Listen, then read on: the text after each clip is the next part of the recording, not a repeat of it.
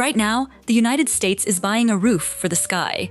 A dozen companies got the contracts in April. The idea fits on a napkin. Park enough interceptors in orbit, and nothing can ever fall on you again. Nobody running that program has published how much metal a roof like that weighs. A physics paper published it for them. 2,000 tons. 2,000 tons is not the frightening number. The frightening number is what 2,000 tons becomes after somebody shoots at it. Up there, destroying a thing does not remove the thing, it divides it. So this is not a video about whether the shield works. It is a video about the quieter question underneath it. What does the sky look like the morning after you win? Take whatever globe is nearest to you, or the map on your phone. Put one finger on it, hold the finger still, and spin the world underneath. How long does your finger stay over the same country? That is the entire problem with shooting things down from orbit. And it has a deeply boring name. Absentee ratio. A satellite does not hover. It cannot. Nothing up there hovers. It falls around the planet, forever, and it hangs over any particular patch of ground for about the length of a pop song. Missiles do not schedule themselves around that. So if you want one interceptor to always be in the right place, you have to buy every interceptor that is currently somewhere else. The American Physical Society ran the arithmetic in 2022. Their answer was not a range, it was a receipt. To stop a single, solid-fuel intercontinental missile caught 5 seconds before its engine quits, you need roughly 1,600 satellites. That is the bill for that one missile, not for the country it is aimed at, and not for the other missiles standing beside it in the field, which is where missiles usually stand. Park them low, weigh them.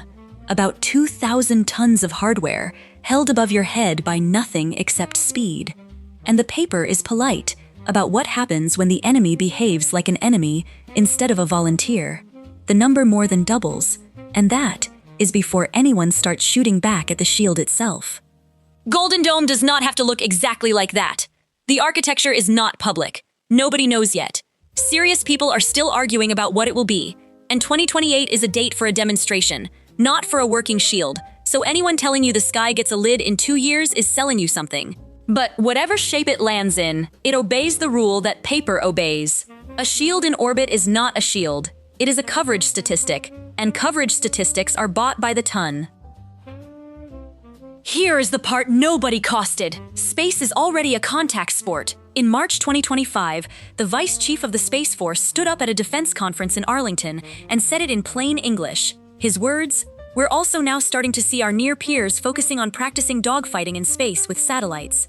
He also said the Chinese had graduated from what the Pentagon calls a kill chain to something he called a kill mesh. Not a chain, a mesh. Somebody in that building was extremely pleased with that upgrade. Then America went and did its own version. This summer, a spacecraft called Jackal spent 61 hours flying circles around another spacecraft called Puma, photographing it from every angle and formally treating it as a non-cooperative target. Puma had reached orbit 16 hours and 42 minutes after the launch order was given. Both of them were American. It was a rehearsal. And rehearsal is the correct word, because nothing broke. Jackal took pictures. Puma got photographed. Nobody lost a satellite. Everybody went home, and the sky was in exactly the condition they had found it in. That is the last time in this video I get to say that. Here is what a kill actually makes. In January 2007, China fired a missile at one of its own dead weather satellites. It was called fengyun 1C. It worked. The intercept was perfect, and that is exactly the problem. Take a dinner plate out of your cupboard, hold it. Now put it in orbit, coming at you at 8 kilometers a second, which is something like 10 times the speed of a rifle bullet. At that speed, the plate does not have to be a weapon. It is one anyway. Nobody needs to aim it, and nobody can call it back. The satellite did not disappear. Mass never does. It became at least 2,087 fragments large enough for the American surveillance network to track one by one, plus a much larger crowd, too small to see, and entirely capable of ending a spacecraft. They did not stay tidy either. The wreckage spread from a low point of 167 kilometers up to a high point of nearly 4,000. One test, a whole shell of it, laid down over the course of an afternoon. And here, the timescale stops being a technical footnote and becomes the story. Under 7% of those tracked fragments were expected to fall back down inside a decade. Over 79% were predicted to still be up there a century after the test.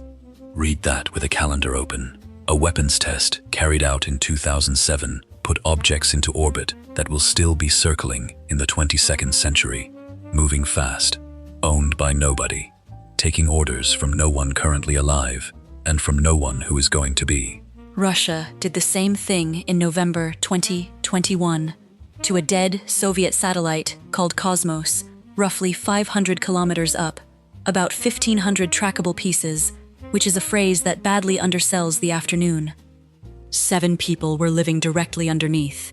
The crew of the space station were woken up, told to shut the hatches between modules, and put into their return capsules to sit and wait while the cloud swept past. Then they came out. Then the cloud came round again. Then they did it again, because a debris cloud has nowhere else to be. The American Secretary of State's statement afterward promised the wreckage would threaten other spacecraft for decades to come. Diplomats almost never get to be that literal. So, cascade. Collisions making shrapnel. Shrapnel causing collisions. Until an orbit stops being usable. Donald Kessler wrote that paper in 1978. And Hollywood eventually made the movie. And the movie got the clock spectacularly wrong. It is not 90 minutes. It is closer to a lifetime. This is where I have to be honest with you, because the specialists do not agree, and smoothing that over would be cheap.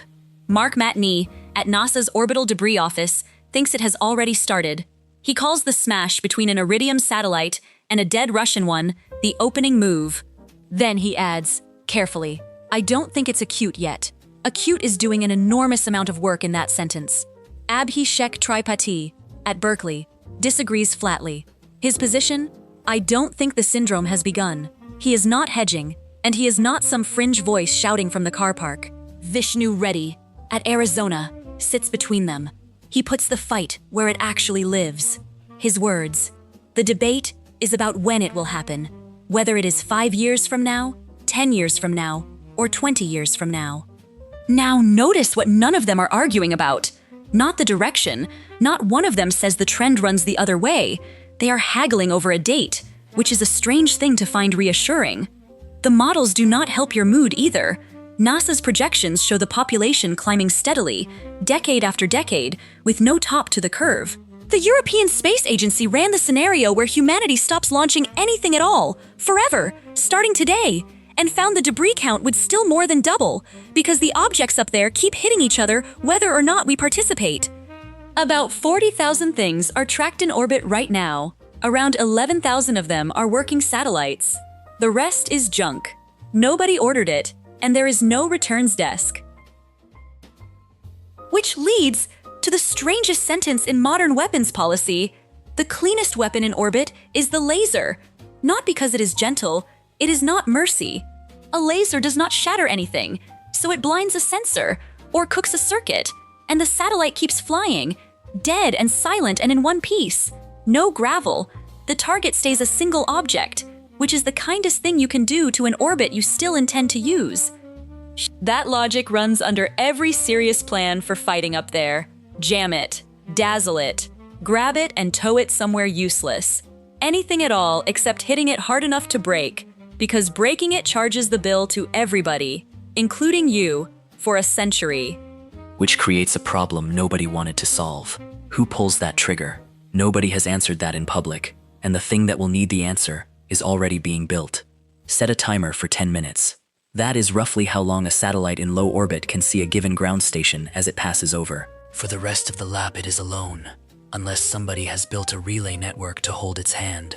Human reaction time is about 1/4 of a second. Those two numbers do not live in the same universe. So when a briefing says there is a human in the loop, ask a rude question. Which loop? And where exactly is that human standing, given that the loop is a radio window and the window is shut most of the day? The Secretary General of the United Nations asked for a binding treaty on autonomous weapons by the end of this year. There is no treaty. There is not even an agreed mandate to start negotiating one. The deadline runs out in December, and December does not negotiate. Okay, here is the part that is not funny. Wars end. Somebody wins, somebody signs something, and the winner writes the history, and that arrangement has held for all of recorded time because the battlefield eventually goes back to being farmland. Grass grows, cities get rebuilt, the ground forgives. Orbit does not. The fragments from that 2007 test will outlast the political situation that made them. They will outlast the treaty that eventually bans the practice. They will very probably outlast the country that fired the missile, and every person now arguing about it, and the argument itself, not a consequence, a sediment layer. We have spent decades hunting for the great filter, the thing that would explain why the sky is so quiet. We keep picturing something that kills, a war, a plague, a rock, a bad afternoon. It might be duller. It might just be a lid. Picture a species that gets exactly one orbital war. They survive it comfortably. Cities intact, population fine, flags still flying, parades and everything. It is only that their own defensive hardware got converted into a shell of fast metal, and now every launch has to thread it, and the insurers quietly stop writing policies, and the cheap satellites stop being cheap, and after a few generations, nobody proposes going up anymore. Why would you? They would not feel it as an ending. They would feel it as normal. That is exactly what makes it a good filter. Nothing to mourn, nothing to write down, no date to put on the plaque, just a species that used to look up and now looks at a ceiling. Go outside tonight, once it is properly dark. Look up, stay there a while. You will see satellites, steady little points that do not blink, sliding across the black, and every one of them is something we chose to put there on purpose. Every one of them is also raw material. So be honest, Terrans. The roof is not a stupid idea.